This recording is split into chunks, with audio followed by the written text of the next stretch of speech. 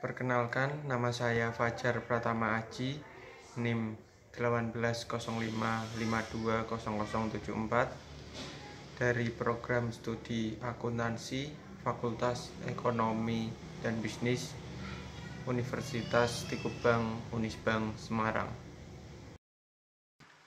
Perkenalkan, nama saya Sofi Dwi Astuti Agustina dengan NIM 1805520112.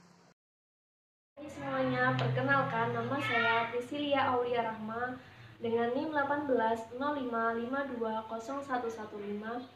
Sebelumnya, kita dari Fakultas Ekonomi dan Bisnis Universitas Tikubang Unisbank Semarang dengan kelas akuntansi D1 mata kuliah auditatif dengan dosen pengampu Bapak Arif Himawan Dwi Nugroho.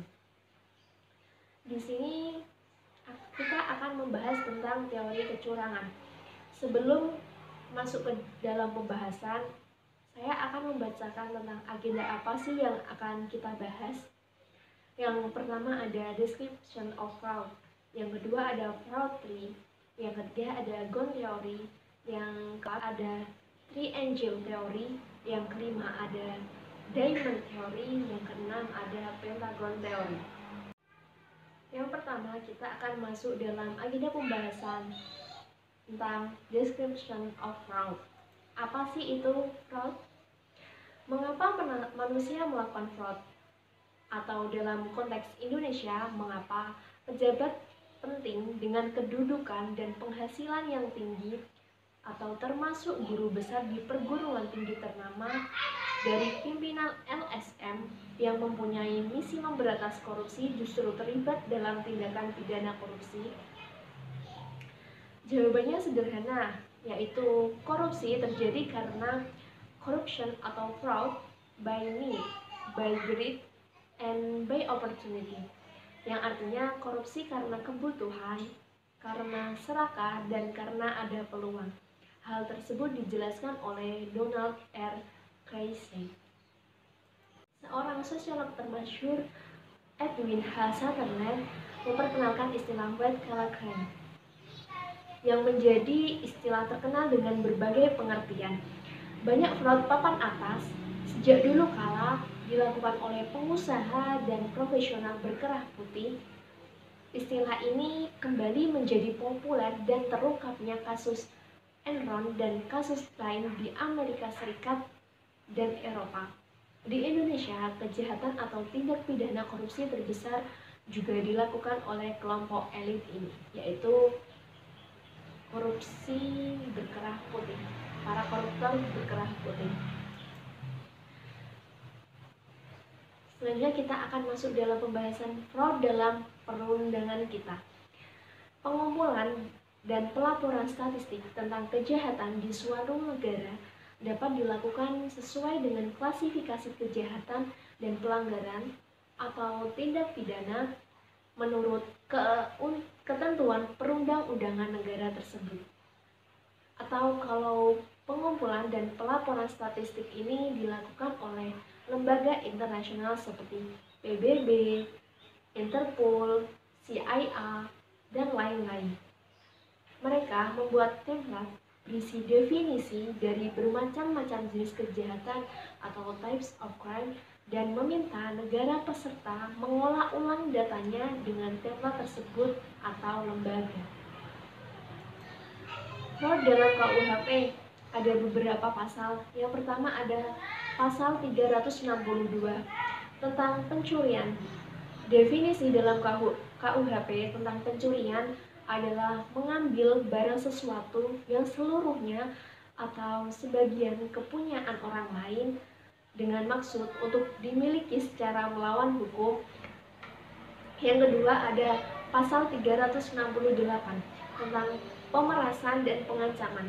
Definisi dalam KUHP tentang pemerasan dan pengancaman dengan maksud untuk menguntungkan diri sendiri atau orang lain secara melawan hukum, memaksa seseorang dengan kekerasan atau ancaman kekerasan untuk memberikan barang sesuatu yang seluruhnya atau sebagian adalah kepunyaan orang lain atau orang itu sendiri atau supaya membuat hutang maupun menghapuskan piutang.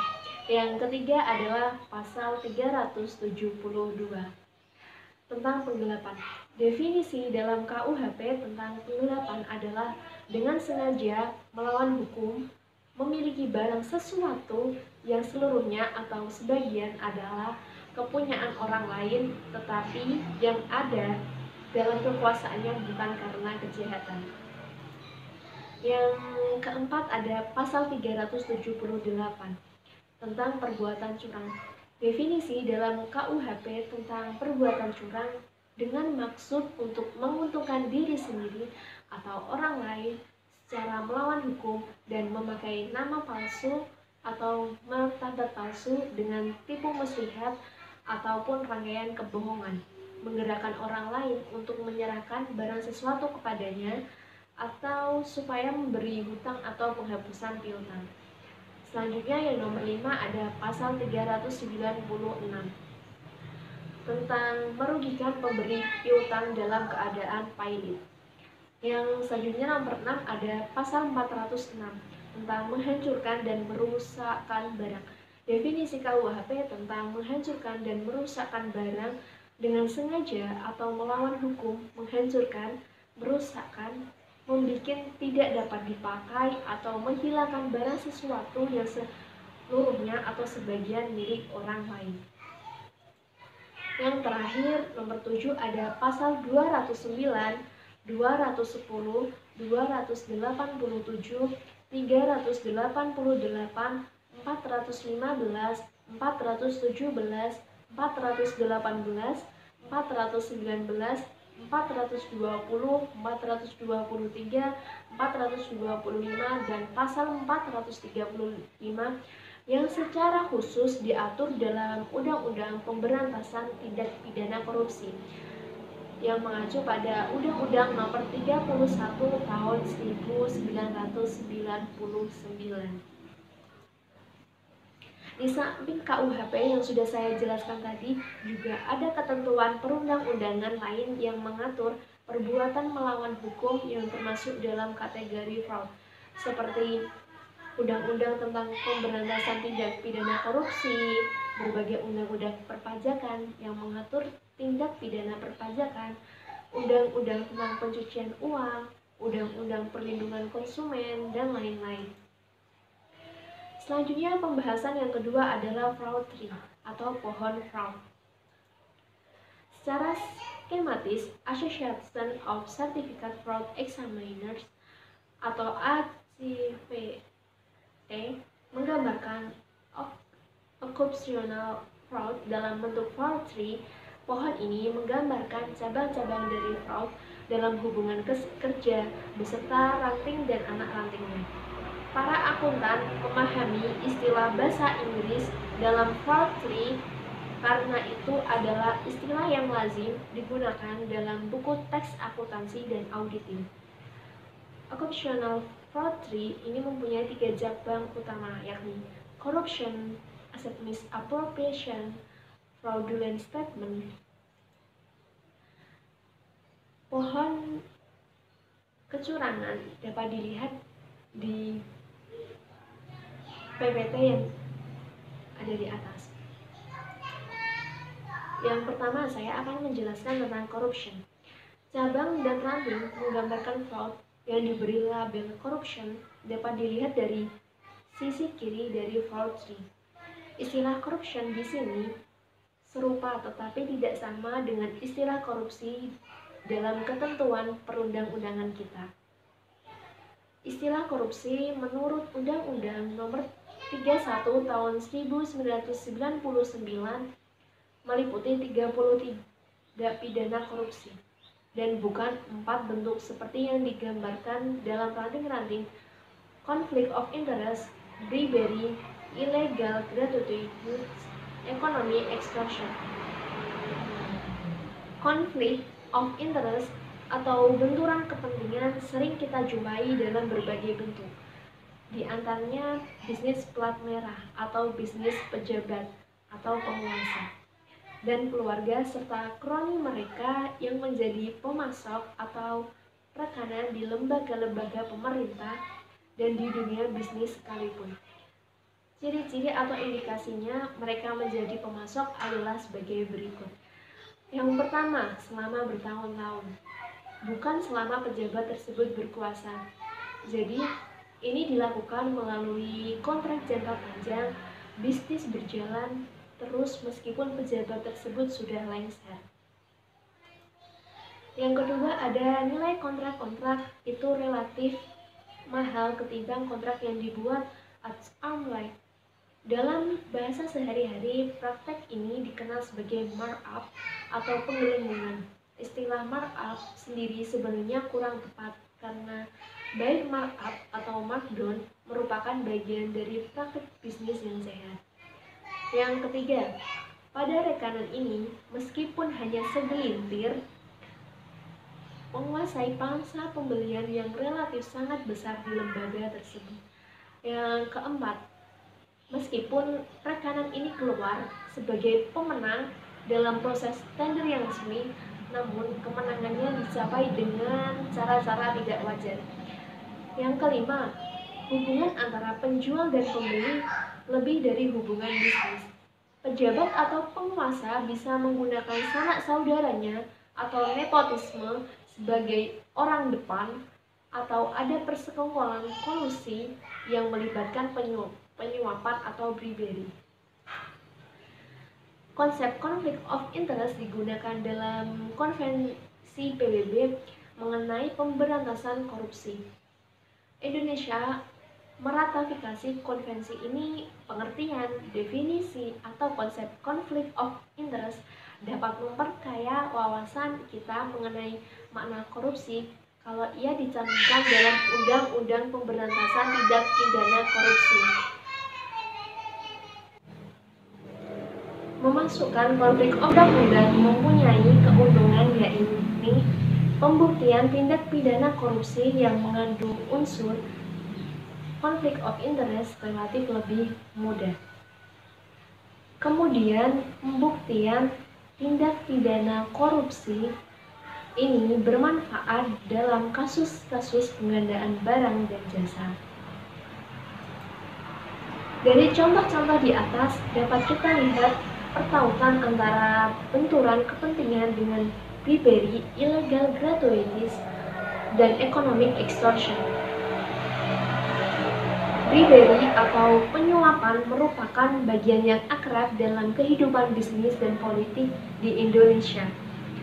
Kasus-kasus tindak pidana korupsi tahun 2008 dan 2009 menunjukkan hal ini. Oleh karena itu, tidak perlu ada uraian panjang lebar tentang trending ini.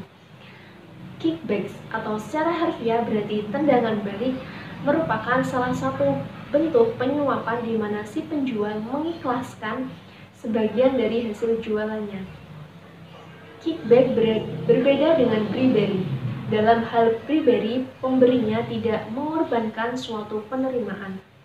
Misalnya, apabila seseorang menyuap atau menyogok seorang penegak hukum, ia mengharapkan keringanan hukuman.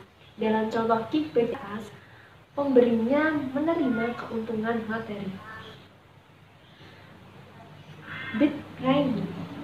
Bitragi merupakan permainan dari tender, sedangkan illegal gratuities adalah pemberian atau hadiah yang merupakan bentuk terselubung dari penyuapan. Dalam kasus korupsi di Indonesia, kita melihat hal ini dalam bentuk hadiah perkawinan, hadiah ulang tahun, hadiah perpisahan, dan lain yang diberikan pada pejabat. Yang selanjutnya ada asset misappropriation. Asset misappropriation atau pengembalian aset secara ilegal dalam bahasa sehari-hari disebut mencuri. Namun dalam istilah hukum, mengambil aset secara ilegal atau tidak sah atau melawan hukum yang dilakukan seseorang yang diberi wewenang untuk mengelola atau mengawasi aset tersebut disebut penggelapan. Istilah pencurian dalam Fraud disebut larceny. Istilah penggelapan dalam bahasa Inggrisnya adalah embezzlement. Contoh pencurian barang di gudang oleh kepala gudang disebut embezzlement. Dalam fraud ACFE, kelihatannya istilah larceny dipergunakan sebagai sinonim dari embezzlement. Cabang dan ranting yang menggambarkan fraud yang diberi label asset misappropriation ini dapat dilihat di bagian tengah dari fraud tree. Asset misappropriation dalam bentuk penjabaran kas atau cash misappropriation dilakukan dalam 3 bentuk. Yang pertama ada skimming, larceny, dan fraudulent disbursement. Klasifikasi penjabaran kas dalam 3 bentuk disesuaikan dengan arus uang masuk. Dalam skimming, uang dijarah sebelum uang tersebut secara fisik masuk ke perusahaan. Cara ini terlihat dalam fraud yang sangat dikenal para auditor, yakni lapping. Kalau uang sudah masuk ke perusahaan dan kemudian baru dijarah disebut larceny atau pencurian. Sekali arus uang sudah terekam dalam atau sudah masuk ke sistem, maka penjarahan ini disebut fraudulent disbursement yang lebih dekat dengan istilah penggelapan dalam bahasa Indonesia. Dari penjelasan di atas, kita mengenal satu bentuk lain, yakni penjarahan atas dana-dana yang tidak masuk ke perusahaan secara fisik, secara administratif. Dana-dana ini dihimpun dari berbagai sumber, misalnya komisi resmi dari perusahaan asuransi atau kickback dari penyuplai. Dana-dana ini disebut dana taktis. Dalam bahasa Belanda disebut dengan taktis fund, dalam bahasa Inggris slush fund. Dalam gambar fraud tree yang terpaparkan sebelumnya, baik pembentukan maupun pengeluaran dari dana taktis ini didefinisikan sebagai corruption, bukan asset misappropriation. Corruption seperti ini mengandung cara skimming. Dalam praktik yang khas Indonesia, jarahan ini dikerjakan secara bergotong royong dan diketahui secara umum. Bahkan dilegitimasi dalam bentuk sumber penghasilan yayasan kesejahteraan karyawan. Selanjutnya ada larceny atau pencurian. Adalah bentuk penjarahan yang paling kuno dan dikenal sejak awal peradaban manusia. Peluang untuk terjadinya penjarahan ini berkaitan erat dengan lemahnya sistem pengendalian intern, khususnya yang berkenaan dengan perlindungan keselamatan aset atau safeguarding of asset. Pencurian melalui pengeluaran tidak sah atau fraudulent disbursement sebenarnya satu langkah lebih jauh dari pencurian. Sebelum tahap pencurian, ada tahap perantara. Kembali ke diagram. Kita lihat kolom subranting sebagai berikut: billing schemes, payroll schemes, expense reimbursement schemes, check templating, dan register disbursement. Selanjutnya akan dibahas oleh Sophie Dwi Astuti Agustina. Billing schemes adalah skema permainan atau schemes dengan menggunakan proses billing atau pembebanan tagihan sebagai sarananya. Pelaku fraud dapat mendirikan perusahaan bayangan atau shell company yang seolah-olah merupakan penyuplai atau rekanan atau kontraktor sungguhan. Perusahaan bayangan ini merupakan sarana untuk mengalirkan dana secara tidak sah ke luar perusahaan. Kemudian payroll schemes adalah skema permainan melalui pembayaran gaji. Bentuk permainannya antara lain dengan pegawai atau karyawan fiktif atau ghost employee, atau dalam pemalsuan jumlah gaji. Jumlah gaji yang dilaporkan lebih besar dari gaji yang dibayarkan. Kemudian expense reimbursement schemes adalah skema permainan melalui pembayaran kembali biaya-biaya, misalnya biaya perjalanan. Seorang pemasar mengambil uang muka perjalanan dan sekembalinya dari perjalanan. Ia membuat perhitungan biaya perjalanan. Kalau biaya perjalanan melampaui uang mukanya, ia meminta reimbursement atau penggantian. Ada beberapa skema permainan melalui mekanisme reimbursement ini. Rincian biaya yang menyamarkan jenis pengeluaran yang sebenarnya atau mischaracterized expense. Contoh, perusahaan tidak memberikan penggantian konsumsi alkohol. Pengeluaran ini disamarkan sebagai biaya makanan dan minum, atau biayanya dilaporkan lebih besar dari pengeluaran yang sebenarnya. Ini lazimnya dilakukan dalam pengeluaran yang tidak ada atau tidak memerlukan bukti pendukung atau biayanya sama sekali fiktif, atau fictitious expense.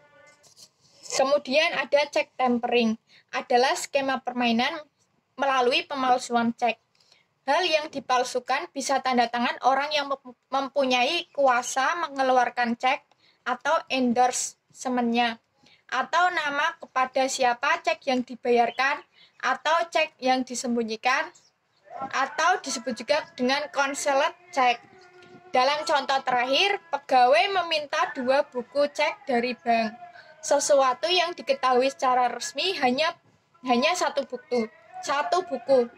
Sedangkan pengeluaran melalui buku cek kedua dirahasiakan. Di Amerika Serikat, cek yang sudah diuangkan akan dikembalikan oleh bank kepada yang mengeluarkan cek atau paid check. Paid check ini dan bonggol cek atau cek stub yang disembunyikan.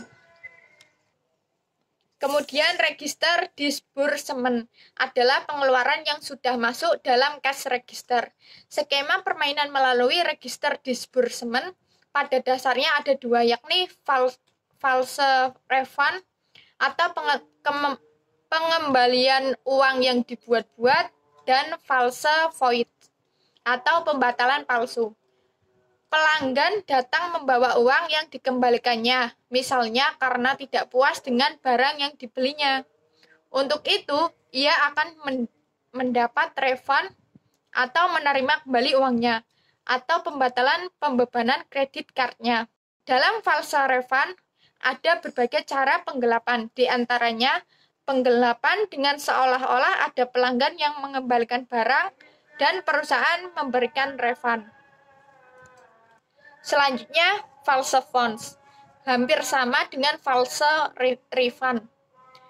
Hal yang dipalsukan di sini adalah pembatalan penjualan. Penjualan yang sudah terekam di pita cash register dibatalkan, seolah-olah pembeli urung melakukan pembelian. Jumlah yang sudah diterima perusahaan seolah-olah juga dibatalkan. Nah, seperti yang sudah dijelaskan di atas, skimming merupakan penjarahan sebelum uang secara fisik masuk ke perusahaan. Contoh yang sangat populer adalah praktik gali lubang, tutup lubang ke dalam penagihan piutang atau lapping. Contoh lain, piutang dihapus bukukan namun tetap ditagih dari pelanggan. Hasil tagihan tidak masuk ke perusahaan dan dijarah oleh si penagih. Sasaran lain dari penjarahan adalah persediaan barang atau inventory. Umumnya, daya tarik untuk mencuri kas lebih tinggi dari aset lainnya. Namun, dalam situasi tertentu, persediaan barang sangat menarik untuk dijadikan sasaran pencurian. Contohnya, ada penjualan BBM bersubsidi secara ilegal pada waktu disparatis harga yang tinggi antara BBM bersubsidi dan yang tidak bersubsidi. Aset lainnya atau yang bukan cash atau inventory juga bisa menjadi sasaran adalah aset tetap. Misalnya kendaraan bermotor yang dimiliki perusahaan. Modus operandi di dalam penjarahan aset yang bukan uang tunai atau uang di bank adalah misuse atau larceny. Misuse adalah penyalahgunaan. Misalnya, penggunaan kendaraan bermotor perusahaan atau aset tetap lainnya untuk kepentingan pribadi. Hal ini sangat umum terjadi, sehingga seringkali dianggap biasa atau bukan merupakan fraud. Contoh, alat transport, mobil, kapal terbang, helikopter. perusahaan atau lembaga pemerintah yang dipakai untuk mengangkut barang-barang pribadi atau inventaris kantor atau instansi pemerintah yang dipinjam selama seseorang memegang jabatan atau mises dan tidak mengembalikannya sesudah ia tidak menjabat atau larceny. Kemudian ada fraudulent statement. Cabang dan ranting yang menggambarkan fraud yang diberi label fraudulent statement dapat dilihat dari sisi kanan dari fraud tree. Jenis fraud ini sangat dikenal para auditor yang melakukan general audit atau opinion audit. Ranting pertama menggambarkan fraud dalam menyusun laporan keuangan. Fraud ini berupa salah saji atau misstatement, baik overstatement maupun understatement. Cabang dari ranting ini ada dua. Yang pertama, menyajikan aset atau pendapatan lebih tinggi dari sebenarnya atau aset revenue understatement. Kemudian bentuk yang kedua lebih banyak berhubungan dengan laporan keuangan yang disampaikan kepada instansi perpajakan atau instansi bea dan cukai. Ranting kedua menggambarkan fraud dalam menyusun laporan non-keuangan. Fraud ini penyampaian laporan non-keuangan secara menyesatkan, lebih bagus dari keadaan yang sebenarnya, dan seringkali merupakan pemalsuan atau memutarbalikan keadaan. Bisa tercantum dalam dokumen yang dipakai untuk intern maupun ekstern. Contohnya, perusahaan minyak besar di dunia yang mencantumkan cadangan minyaknya lebih besar secara signifikan dari keadaan yang sebenarnya apabila diukur dengan standar industrinya, atau perusahaan yang alat produksinya atau limbahnya membawa bencana bagi masyarakat, tetapi secara terbuka atau misalnya melalui iklan, mengklaim keadaan sebaliknya. Kemudian ada Ghosn Theory. Ghosn Theory pertama kali dikemukakan oleh Jack Bologna pada tahun 2006. Ghosn Theory terdiri dari greed, opportunity, need, dan exposure. Yang pertama ada greed atau ketamakan atau keserakahan. Greed adalah keinginan untuk memperoleh sebanyak-banyaknya menurut KBBI Daring pada tahun 2008. Ketamakan sangat berhubungan dengan moral seorang individu. Keserakahan merupakan salah satu faktor pendorong seseorang melakukan kecurangan. Seseorang akan melakukan tindakan kecurangan karena pada dasarnya memiliki sifat yang serakah. Tidak pernah puas mengenai apa yang sudah dimiliki dan tidak puas dengan apa yang sudah didapatkan. Kemudian ada opportunity atau kesempatan atau peluang. Opportunity merupakan suatu keadaan yang bisa datang kapan saja. Selain itu, peluang sangat bergantung pada tingkat kedudukan jabatan seseorang. Semakin tinggi jabatan seseorang, maka semakin besar peluangnya melakukan kecurangan. Kesempatan akan timbul saat sistem pengendalian sudah lemah, dan individu akan melakukan kecurangan apabila ada kesempatan. Kesempatan dianggap faktor pemicu seseorang melakukan fraud. Karena jika seorang pelaku fraud tidak memiliki kesempatan untuk melakukannya, maka fraud tersebut tidak akan pernah terjadi. Hal tersebut didukung oleh berbagai teori. Selain Ghosn Theory, teori lain yang mendukung adalah ada Triangle Theory, Diamond Theory, dan Pentagon Theory. Istilah pepatah yang sudah tidak asing lagi di telinga kita dikatakan bahwa kejahatan bukan niat dari pelaku, melainkan adanya kesempatan. Sehingga kemungkinan kecurangan yang terjadi di sektor publik secara tidak langsung diberikan secara percuma oleh sistem pemerintahan. Kemudian ada need atau kebutuhan. Need dapat menjadi faktor penyebab tindak kecurangan saat kebutuhan seseorang itu dapat dikatakan sangat mendesak. Tuntutan akan pemenuhan kebutuhan inilah yang kemudian menjadikan seseorang untuk mengambil jalan pintas dengan bertindak curang. Setiap orang mempunyai kebutuhan-kebutuhan yang lebih, sehingga menjadi pendorong terjadinya kecurangan. Untuk memenuhi kebutuhan tersebut, orang akan melakukan apa saja demi memenuhi kebutuhannya, meskipun harus dengan melakukan kecurangan sekalipun. Nah, kebutuhan yang mungkin menjadi penyebab terjadinya korupsi juga didukung oleh beberapa teori selain Gon teori. Salah satu teori yang terkait adalah teori kebutuhan yang dikemukakan oleh Abraham Maslow. Maslow berpendapat ada 5 tingkat kebutuhan fisiologis yang paling mendasar sampai kebutuhan tertinggi, yaitu aktualisasi diri. Menurut Maslow, individu akan termotivasi untuk memenuhi kebutuhan yang paling menonjol atau yang paling kuat bagi mereka pada waktu tertentu. Setelah puas, baru individu tersebut mempunyai keinginan untuk memuaskan kebutuhan yang lebih tinggi lagi.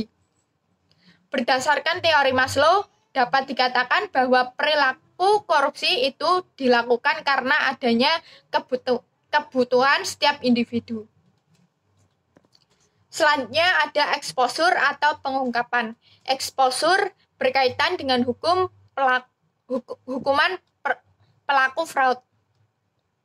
Dengan terungkapnya suatu kecurangan dalam perusahaan tidak menutup kemungkinan terulangnya hal yang sama apabila hukuman atau sanksi yang diberikan lemah dan tidak menimbulkan sifat jera. Exposure atau pengungkapan berkaitan dengan tindakan atau konsekuensi yang dihadapi oleh perilaku kecurangan apabila pelaku ditemukan melakukan kecurangan. Nah, pengungkapan suatu kecurangan belum menjamin tidak terulangnya kecurangan tersebut, baik oleh perilaku yang sama maupun oleh pelaku yang lain.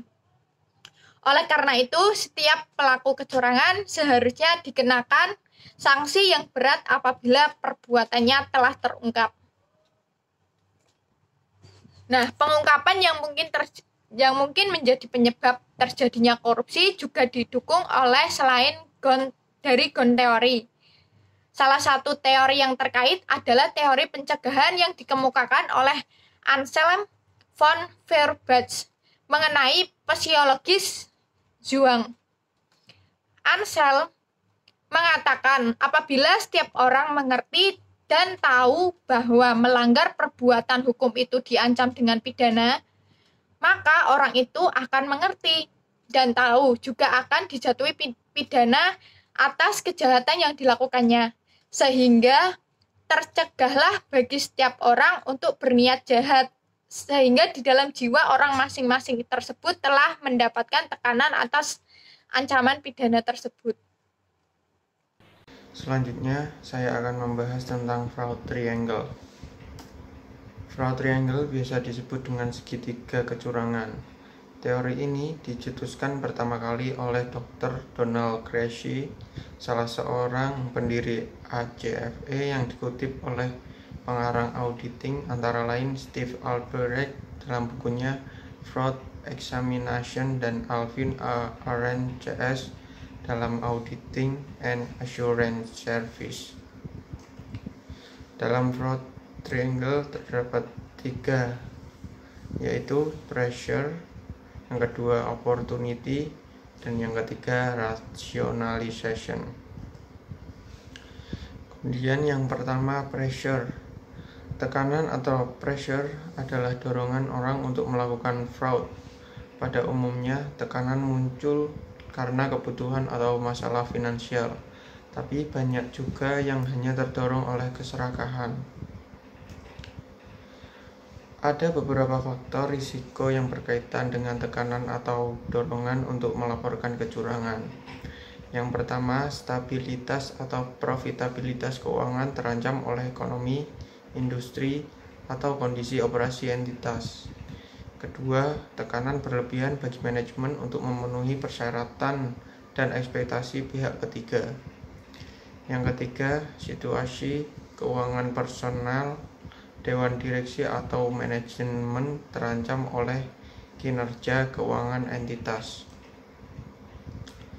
Selanjutnya yang kedua, peluang atau opportunity. Komponen fraud triangle yang kedua yaitu opportunity adalah peluang yang memungkinkan terjadinya fraud. Para pelaku fraud percaya bahwa aktivitas mereka tidak akan terdeteksi. Kesempatan juga dapat terjadi menilai kualitas kinerja. Di samping itu, tercipta beberapa kondisi lain yang kondusif untuk terjadinya tindak kriminal. Selanjutnya, faktor yang dapat meningkatkan adanya peluang atau kesempatan seseorang berbuat fraud, yaitu sistem pengendalian intern yang lemah, misal kurang atau tidak ada audit trail atau biasanya disebut jejak audit, sehingga tak dapat dilakukan penelusuran, ketidakcukupan dan ketidakefektifan aktivitas pengendalian pada area dan proses bisnis yang berisiko. Sistem dan kompetensi sumber daya manusia tidak menimbangi kompleksitas organisasi, kebijakan, dan prosedur SDM yang kurang kondusif. Termasuk ketidakefektifan pengendalian adalah adanya kepercayaan berlebih yang diterima perilaku fraud dari atasan pemilik perusahaan atau atasan tidak disiplin menjalankan pengawasan. Selanjutnya, tata kelola organisasi buruk seperti tidak ada komitmen yang tinggi dan suri tauladan yang baik dari lapisan manajemen, sikap manajemen yang lalai, apatis atau acuh tak acuh, dan gagal mendisiplinkan atau memberikan sanksi pada pelaku fraud atau pembiaran terhadap pelaku tidak etis atau fraud, tidak mampu menilai kualitas kinerja karena tidak punya alat atau kriteria pengukurannya, pengawasan dewan komisaris dan komite audit tidak berjalan semestinya atau tidak diindependensi dan objektif, kode etik, regulasi, standar prosedur internal ada namun hanya hiasan. Selanjutnya yang ketiga yaitu pembenaran atau rationalization. Jadi komponen fraud triangle yang ketiga ini terjadi karena seseorang mencari pembenaran atau aktivitasnya yang mengandung fraud. Para pelaku fraud meyakini atau merasa bahwa tindakannya bukan merupakan suatu fraud, tetapi adalah suatu yang memang merupakan haknya. Bahkan kadang selalu merasa telah berjasa karena telah berbuat banyak untuk organisasi. Rationalization diperlukan agar si pelaku dapat mencerna perilakunya yang melawan hukum untuk tetap mempertahankan jati dirinya sebagai orang yang dipercaya. Setelah kejadian dilakukan, rationalization ini ditinggalkan karena tidak diperlukan lagi. Ini naluri alamiah kita. Pertama kali manusia akan berbuat kejahatan atau pelanggaran, ada perasaan tidak enak. Ketika kita mengulanginya, perbuatan itu menjadi mudah dan selanjutnya menjadi biasa. Ketika akan mencuri uang perusahaan untuk pertama kalinya, pembenarannya adalah nanti ku bayar, nanti ku ganti. Sekali si pelaku sukses mencuri secara berulang kali, ia tidak memerlukan rationalization semacam ini. Albrecht dan kawan-kawan pada tahun 2012 berpendapat bahwa rasionalisasi yang sering dilakukan pelaku ketika melakukan kecurangan adalah sebagai berikut. Yang pertama adalah saya adalah pemilik aset tersebut atau perpetrators fraud. Kedua, saya hanya meminjam dan akan mengembalikannya nanti. Yang ketiga, tidak ada orang yang dirugikan. Yang keempat, ini dilakukan karena sangat mendesak. Yang kelima, perbaikan pembukuan akan dilakukan setelah masalah keuangan ini teratasi. Dan yang terakhir, saya rela reputasi dan integritas jatuh asalkan standar hidup saya bisa meningkat. Selanjutnya kita akan membahas Diamond Theory. Diamond Theory merupakan penyempurnaan dari teori Fraud Triangle. Teori ini muncul pada tahun 2004 yang diperkenalkan oleh Wolfe dan Hermanson. Ada cara lain yang disebut Diamond Theory untuk meningkatkan pencegahan dan mendeteksi fraud dengan mempertimbangkan elemen keempat selain menangani peluang dan intensif atau tekanan, kesempatan, dan nasionalisasi, yaitu mempertimbangkan kemampuan individu atau capability. Fraud pada Diamond Theory terbagi menjadi 4, yaitu opportunity, incentive, rationalization, dan capability. Wolfe dan Hermanson pada 2004 berpendapat bahwa kecurangan tidak akan terjadi apabila tidak ada orang yang memiliki kemampuan untuk melaksanakan kecurangan tersebut secara detail. Kecurangan terjadi berawal dari adanya pressure atau tekanan. Setelah mendapatkan tekanan, pelaku berusaha melepas tekanan tersebut dengan cara mencari kesempatan atau peluang. Selanjutnya, yang membatasi seseorang untuk melakukan kecurangan adalah rasionalisasi. Apabila kecurangan telah dirasionalisasi, terakhir pelaku harus menilai apakah ia mampu untuk melakukan kecurangan tersebut. Kemampuan ini tidak hanya tentang keahliannya dalam melakukan kecurangan, tetapi juga kemampuannya dalam hal posisi atau kedudukan di perusahaan.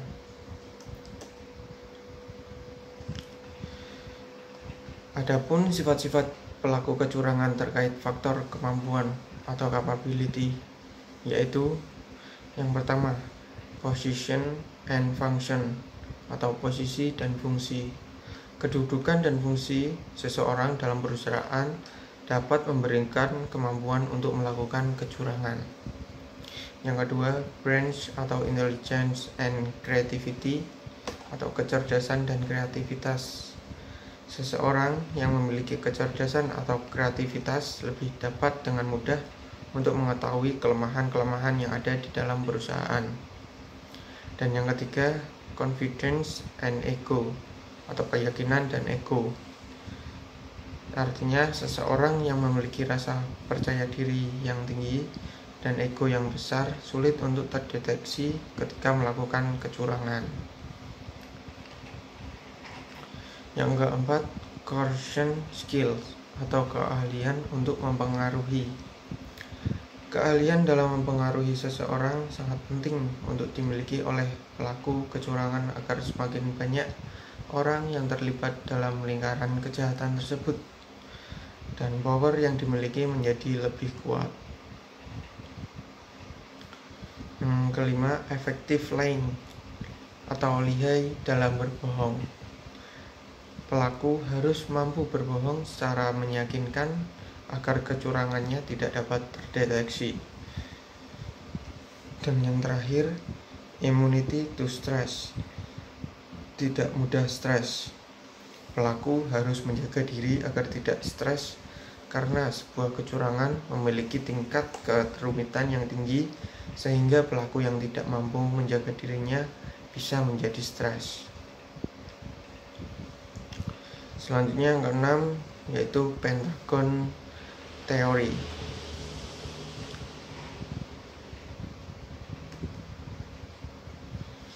Pentagon Theory, pengembangan teori Fraud Triangle yang dikemukakan oleh Marx tahun 2012 yang dikenal dengan Fraud Pentagon, yang menambahkan elemen arogansi dan kompetensi ke dalam 3 elemen yang terdapat pada teori Fraud Triangle.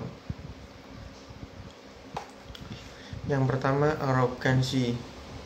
Arogansi yaitu sifat superioritas atas hak yang dimiliki dan merasa bahwa pengendalian internal dan kebijakan perusahaan tidak berlaku untuk dirinya. Kesombongan ini muncul dari keyakinan bahwa dirinya mampu melakukan kecurangan dan kontrol yang ada tidak dapat menimpa dirinya sehingga pelaku kecurangan biasanya berpikir bebas untuk melakukan kecurangan tanpa takut adanya sanksi yang akan menjeratnya.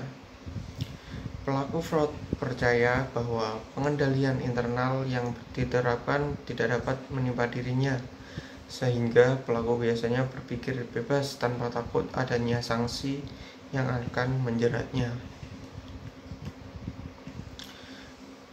Selanjutnya, kompetensi atau capability. Kompetensi yang dimaksud di sini adalah berkaitan dengan tindakan fraud. Kompetensi berarti kemampuan pelaku fraud untuk menembus pengendalian internal yang ada di perusahaannya, mengembangkan strategi penggelapan yang canggih dan mampu mengendalikan situasi sosial yang mampu mendatangkan keuntungan baginya dengan cara mempengaruhi orang lain agar bekerja sama dengannya. Lulusan akuntansi banyak ditempatkan sebagai tenaga akuntansi pada bagian finance atau keuangan. Apa aja sih prospek karir lulusan akuntansi? Selain bekerja menjadi akuntan publik, lulusan akuntansi juga bisa jadi akuntan di pemerintahan, auditor internal, auditor pajak, maupun auditor di badan pengawas keuangan. Selain itu, kamu juga bisa menjadi konsultan keuangan maupun tenaga pengajar. Program studi akuntansi di Universitas Tikubang Unisbank Semarang telah terakreditasi A dari BAN-PT. Jadi, tunggu apa lagi? Yuk segera daftarkan diri Anda dan pilih program studi akuntansi di Universitas Tikubang Unisbank Semarang. Program studi akuntansi mengembangkan kemampuan dalam mengaudit dan menggunakan laporan keuangan serta laporan manajemen untuk kebutuhan pengambilan keputusan. Dengan semangat perubahan, program studi akuntansi juga menjunjung tinggi etika untuk melahirkan lulusan kompeten dan siap bersaing di nasional maupun internasional. Program studi akuntansi Unisbank telah terakreditasi unggulan A dari BAN-PT. Maka dari itu jangan sampai salah pilih jurusan dan jangan bingung mau ambil jurusan apa. Jangan dipikir-pikir lagi, langsung saja pilih program studi akuntansi Universitas Tikubang Semarang yang pastinya terdepan dan terpercaya. Seiring dengan berkembangnya teknologi dan dunia bisnis, maka kebutuhan akan tenaga profesional akuntan yang juga memiliki kompetensi dalam pengembangan bisnis juga meningkat. Dalam program studi Fakultas Ekonomika dan Bisnis Universitas Tikubang Unisbank Semarang, kamu akan dididik menjadi seorang akuntan yang tidak hanya mampu mengolah informasi keuangan, tapi juga dapat berkontribusi dalam kegiatan strategis organisasi atau perusahaan. So, apa yang menandakan lagi? Mari bergabung bersama kami menempuh pendidikan akuntansi di Fakultas Ekonomika dan Bisnis Unisbank Semarang. Kami tunggu kedatangannya.